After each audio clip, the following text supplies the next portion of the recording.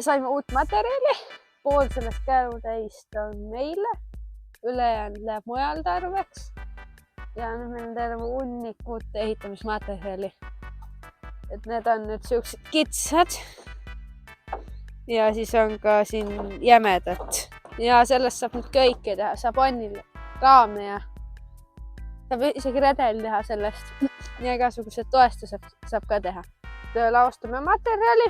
Plaan on panna siia 2 redeli vahele, siia põranda alla, 0 karusele, et need märjaks ei saaks.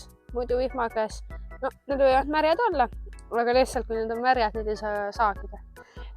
Sai kõik see materjal, nüüd sai siia varju alla toodud ja nüüd saab rahulikult ehitama hakata, nüüd ei ole muret, et need saavad märjaks, et lähevad mädaks ja nüüd on jah, sai toodud ja saab ehitama hakata.